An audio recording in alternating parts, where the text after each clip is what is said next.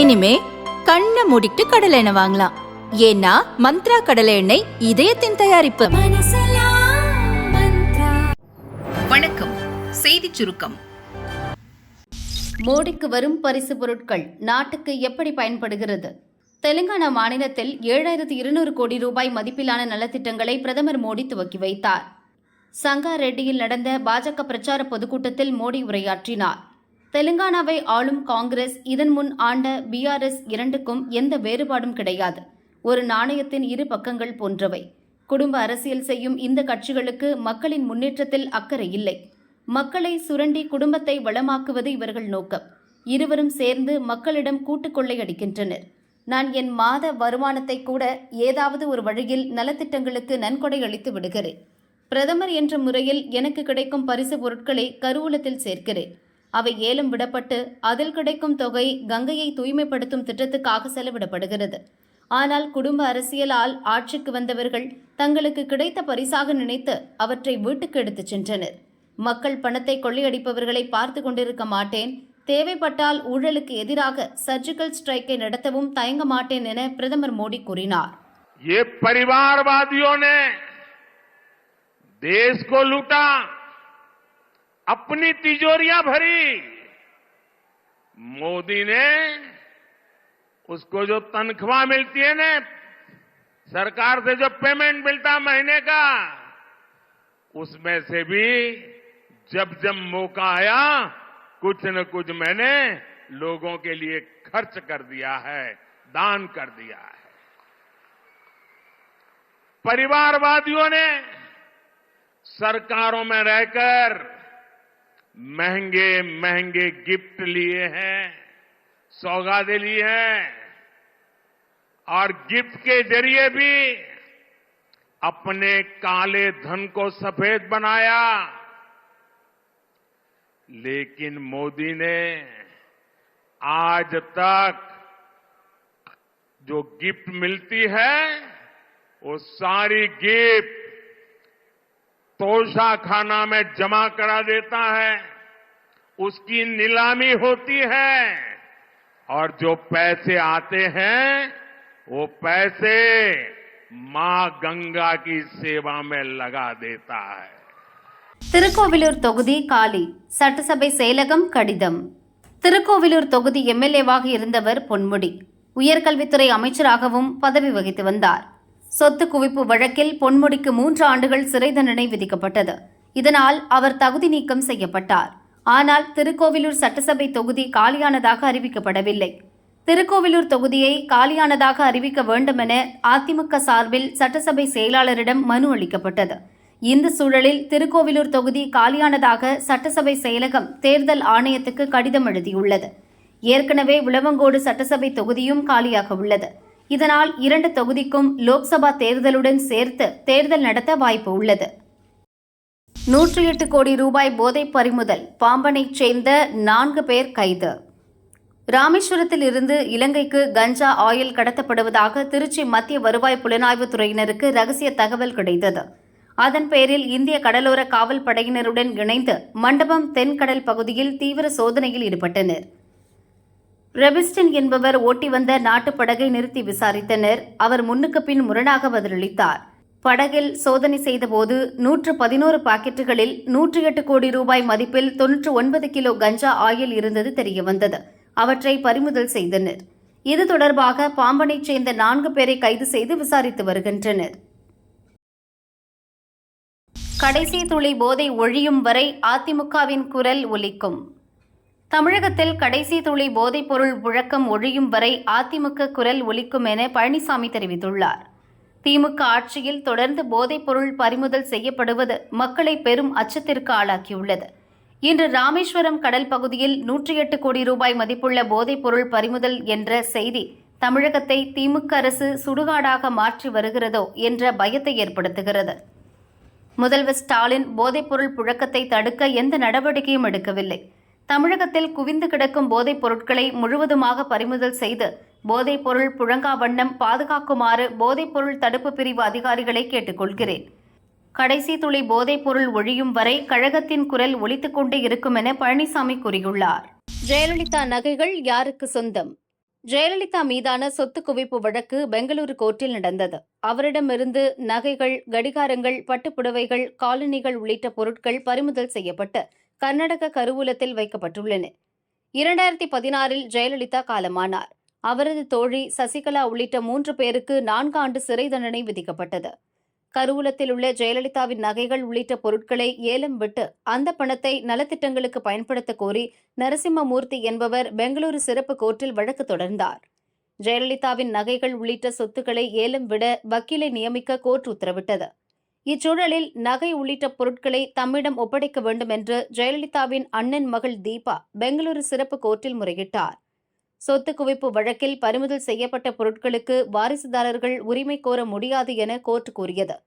ஜெயலலிதாவின் நகைகளை ஏலம் விடுவதற்கு பதிலாக அவற்றை தமிழக அரசிடம் ஒப்படைக்க சிறப்பு கோர்ட் நீதிபதி மோகன் உத்தரவிட்டார்.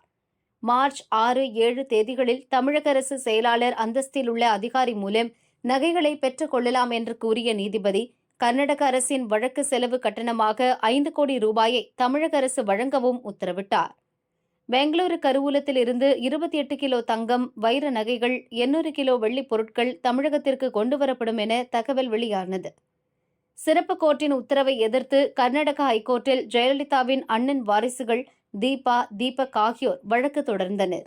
சொத்து குவிப்பு வழக்கு விசாரணையின் போதே ஜெயலலிதா இறந்து விட்டதால் வழக்கிலிருந்து நீக்கப்பட்டார்.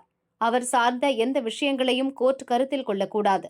பறிமுதல் செய்யப்பட்ட பொருட்கள் ஜெயலலிதாவின் வாரிசுகளான எங்களுக்குத்தான் சேர வேண்டும், தமிழக அரசிடம் ஒப்படைக்கக் கூடாது என வாதிட்டனர். இதை ஏற்ற ஹைகோர்ட் ஜெயலலிதாவின் நகைகளை தமிழக அரசிடம் ஒப்படைக்கும் சிறப்பு கோர்ட் உத்தரவுக்கு இடைக்கால தடை விதித்தது. கர்நாடக அரசு பதிலளிக்க உத்தரவிட்டு வரும் 26ஆம் தேதிக்கு வழக்கை ஒத்திவைத்தது.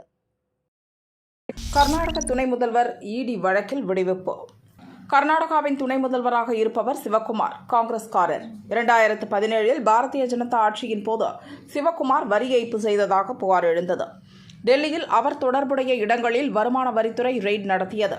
அவரது தொழில்முறை கூட்டாளிகள் சச்சின் நாராயண், சுனில்குமார் சர்மா, ஹனுமந்தையா, ராஜேந்திரா ஆகியோர் இடங்களிலும் ரெய்ட் நடந்தது. கணக்கில் வராத 8 கோடியே 59 லட்சம் ரூபாய் பறிமுதல் செய்யப்பட்டது. சிவக்குமார் உள்ளிட்டோர் மீது வரி ஏய்ப்பு, ஹவாலா பண பரிமாற்றம் தொடர்பாக வருமான வரித்துறை வழக்கு பதிந்தது. இதன் அடிப்படையில் 2018இல் அமலாக்கத்துறை சட்டவிரோத பணப்பரிமாற்ற தடுப்புச் சட்டத்தின் கீழ் வழக்கு பதிந்து விசாரித்தது. 2019 செப்டம்பரில் சிவக்குமாரை அமலாக்கத்துறை கைது செய்தது. டெல்லி ஹைகோர்ட் அவருக்கு ஜாமீன் வழங்கியது. கடந்த ஆண்டு மே மாதம் சிவக்குமார் மற்றும் கூட்டணிகள் மீது அமலாக்கத்துறை குற்றப்பத்திரிகை தாக்கல் செய்தது. இந்த வழக்கை ரத்து செய்ய கோரி கர்நாடகா ஹைகோர்ட்டில் சிவக்குமார் முறையிட்டார். ஆனால் கோர்ட் மறுத்துவிட்டது. இதனால் சுப்ரீம் கோர்ட்டுக்கு சென்றார். இந்த வழக்கை நீதிபதிகள் சூரியகாந்த், KV விஸ்வநாதன் அமர்வு இன்று விசாரித்தது. ரெய்டில் பறிமுதல் செய்யப்பட்ட கோடிக்கணக்கான பணம் சட்டவிரோதமாக வந்தது என்பதை உறுதி செய்ய அமலாக்கத்துறை தவறிவிட்டதாக நீதிபதிகள் கூறினர். சட்டவிரோத பண பரிமாற்ற தடுப்புச் சட்டத்தின் கீழ் சிவக்குமார் மீதான நடவடிக்கை சட்ட விதிகளுக்கு பொருந்தவில்லை. எனவே இந்த வழக்கை தள்ளுபடி செய்வதாக நீதிபதிகள் தீர்ப்பில் கூறினர். வாஸ்து பூஜையுடன் துவங்கியது மதுரை எய்ம்ஸ் பணிகள். மதுரை தோப்பூரில் 221 ஏக்கரில் எய்ம்ஸ் மருத்துவமனை அமைப்பதற்கு மத்திய அரசு 2018 டிசம்பரில் ஒப்புதல் அளித்தது. 2019 ஜனவரியில் பிரதமர் மோடி 1264 கோடி ரூபாய் திட்ட மதிப்பீட்டில் அடிக்கல் நாட்டினார். மொத்த தொகையில் 82% ஜெய்கா நிறுவனம் கடனாக தருவதாகவும் மீதி தொகையை மத்திய அரசு வழங்கும் எனவும் அறிவிக்கப்பட்டது. மருத்துவமனைக்கான சுற்றுச்சுவர் பணி ஏற்கனவே முடிந்துள்ளது. இந்த சூழலில் மதுரை எய்ம்ஸின் டெண்டர் எடுத்துள்ள L&T நிறுவனம் இன்று வாஸ்து பூஜையுடன் கட்டுமான பணிகளை துவக்கியுள்ளது. L&T நிறுவன ஊழியர்கள் மட்டுமே இந்த நிகழ்வில் பங்கேற்றனர். 10 தளங்களுடன் 870 படுக்கை வசதிகளுடன் மதுரை எய்ம்ஸ் அமைய உள்ளது. 33 மாதங்களுக்குள் ஒட்டுமொத்த கட்டுமான பணிகளை முடிக்க திட்டமிடப்பட்டுள்ளது. 2026க்குள் மாணவர்களுக்கான வகுப்பறை, பரிசோதனை கூடம் உட்பட முதல்கட்ட பணிகள் முடியும் என எதிர்பார்க்கப்படுகிறது. விரைவில் பணிகள் துவங்கும். 2 ஆண்டுக்குள் முடியும் என மதுரை வந்த மத்திய சுகாதார அமைச்சர் ஏற்கனவே கூறியிருந்தார். கோவிட் மற்றும் ஜப்பான் நிறுவன ஒப்பந்தத்தால் காலதாமதமானது. மதுரை எய்ம்ஸ் 2 அம்சங்களை உள்ளடக்கியது. ஏற்கனவே எய்ம்ஸ் மருத்துவக் கல்லூரி இயங்கி வருகிறது. இப்போது மருத்துவமனை மற்றும் மருத்துவக் கல்லூரிக்கான கட்டுமான பணிகள் துவங்கியதால் விரைவில் பணிகள் முடியும் என பாரதிய ஜனதா கட்சி மாநில பொதுச் செயலாளர் ராம சீனிவாசன் கூறியுள்ளார். கொடைக்கானலில் விதிமீறி பங்களா, பிரகாஷ்ராஜ், பாபி சிம்ஹாவுக்கு சிக்கல். கொடைக்கானல் வில்பட்டி பகுதியில் நடிகர்கள் பிரகாஷ் ராஜ், பாபி சிம்ஹா வீடு கட்டி வருகின்றனர். மலைப்பகுதியில் முறையான அனுமதி பெறாமல் வீடு கட்டுவதாக புகார் எழுந்தது. திண்டுக்கல் மாவட்டம் வத்தலகுண்டுவைச் சேர்ந்த முகமது ஜூனைத் என்பவர் உயர்நீதிமன்ற மதுரை கிளையில் பொதுநல மனு ஒன்றை தாக்கல் செய்தார். பிரகாஷ் ராஜ் வீட்டுக்காக மலைப்பகுதியில் ஜேசிபி பொக்லைன் வைத்து பாறையை உடைத்திருக்கின்றனர். பொதுப்பாதையை மறித்து வனப்பகுதியில் சிமெண்ட் சாலை அமைத்துள்ளனர். பாபி சிம்ஹா கட்டட வரைபடம் கொடுத்து முறையான மின் இணைப்பு பெறவில்லை. இருவரும் மலைப்பகுதியில் பங்களா கட்டுவதற்கான அனுமதியை பெறவில்லை. இருவரும் பிரபலமான நடிகர்கள் என்பதால் புகார் அளித்தும் நடவடிக்கை எடுக்கப்படவில்லை என மனுவில் கூறப்பட்டுள்ளது. மனு கடந்த மாதம் விசாரணைக்கு வந்தபோது திண்டுக்கல் கலெக்டர் பிரகாஷ் ராஜ், பாபி சிம்ஹா பதிலளிக்க உத்தரவிட்டனர். இந்த மனு மீண்டும் விசாரணைக்கு வந்தது. நீதிபதிகள் கிருஷ்ணகுமார், விஜயகுமார் விசாரித்தனர். நடிகர்கள் மீது எடுக்கப்பட்ட நடவடிக்கை என்ன என நீதிபதிகள் கேள்வி எழுப்பினர். அரசு தரப்பில் ஆஜரான வழக்கறிஞர்கள் முறையான அனுமதி பெறாமல் கட்டடம் கட்டப்படுவது கண்டறியப்பட்டு கட்டுமான பணிகள் நிறுத்தி வைக்கப்பட்டுள்ளதாக தெரிவித்தனர். உள்ளூர் திட்டக்குழுமம் மூலம் அவர்கள் மீது நடவடிக்கை எடுக்க உள்ளதாகவும் கூறினர். இருவர் மீதும் எடுக்கப்பட்ட நடவடிக்கை என்ன என்பது குறித்து அறிக்கை தாக்கல் செய்ய நீதிபதிகள் உத்தரவிட்டு வழக்கை 2 வாரங்களுக்கு ஒத்திவைத்தனர். ஸ்பெயின் நாட்டைச் சேர்ந்த தம்பதி இந்தியாவுக்கு பைக்கில் சுற்றுலா வந்தனர். ஜார்க்கண்ட் சென்ற அவர்கள் ஹன்ஸ்திஹா என்ற இடத்தில் இரவில் கூடாரம் அமைத்து தங்கினர். அப்போது 7 பேர் கும்பல் கூடாரத்தில் புகுந்து அவர்களை மிரட்டி பொருட்களை கொள்ளையடித்தது. தடுக்க முயன்ற கணவனை தாக்கி கட்டி போட்டனர். அவர் கண்ணெதிரே ஸ்பெயின் பெண்ணை கூட்டு பாலியல் பலாத்காரம் செய்தனர். இச்சம்பவத்தில் இதுவரை 4 பேர் கைது செய்யப்பட்டுள்ளனர். மேலும் 3 போலீசார் தேடுகின்றனர். அவர்களும் விரைவில் கைது செய்யப்படுவார்கள் என ஜார்க்கண்ட் டிஜிபி அஜய்குமார் சிங் கூறினார். ஜார்க்கண்ட் ஹைகோர்ட் இந்த வழக்கை தாமாக முன்வந்து விசாரித்தது. பாலியல் வன்கொடுமை சம்பவம் குறித்து விரிவான அறிக்கை தாக்கல் செய்ய மாநில தலைமைச் செயலாளர், டிஜிபி உள்ளிட்டோருக்கு உத்தரவிட்டது. ஸ்பெயின் பெண்ணுக்கு நேர்ந்த கொடுமைக்கு இழப்பீடாக ஜார்க்கண்ட் அரசு 10 லட்சம் ரூபாய் வழங்கியுள்ளது. இத்தொகையை பெண்ணின் கணவரிடம் போலீஸ் துணை கமிஷனர் வழங்கினார். ஹெஸ்புல்லா ஏவுகணை அட்டாக், இந்தியர் பலி, 2 படுகாயம். 2023 அக்டோபரில் இஸ்ரேல் ஹமாஸ் அமைப்பு இடையே தொடங்கிய போர் இன்னும் தொடர்கிறது. திங்களன்று காலை லெபனான் நாட்டிலிருந்து ஏவப்பட்ட ஏவுகணை இஸ்ரேலின் மார்கலியோட் பகுதியை தாக்கியது. அங்கே பழத்தோட்டத்தில் பயிரிட்டுக் கொண்டிருந்த விவசாய தொழிலாளர்கள் தாக்குதலில் சிக்கினர். இதில் இந்தியாவைச் சேர்ந்த 3 தொழிலாளர்கள் பலத்த காயமடைந்தனர். அவர்களில் கேரளாவின் கொல்லத்தைச் சேர்ந்த 31 வயதான நிபின் மேக்ஸ்வெல் இருந்தார். இடுக்கியைச் சேர்ந்த ஜோசப் ஜார்ஜ், பால் மெல்வின் ஐசியூவில் அட்மிட் செய்யப்பட்டுள்ளனர். ஏவுகணை தாக்குதல் நடத்தியது லெபனானைச் சேர்ந்த ஹிஸ்புல்லா அமைப்பு என தெரியவந்துள்ளது. கடந்த அக்டோபர் முதல் இந்த அமைப்பு ஹமாஸுக்கு ஆதரவாக இஸ்ரேல் மீது தாக்குதல் நடத்தி வருகிறது. இஸ்ரேல் ஹமாஸ் இடையிலான போரில் முதல் முறையாக இந்தியர் ஒருவர் கொல்லப்பட்டுள்ளார். இந்த துயர சம்பவத்துக்கு இந்தியாவுக்கான இஸ்ரேல் தூதரகம் வருத்தம் தெரிவித்துள்ளது.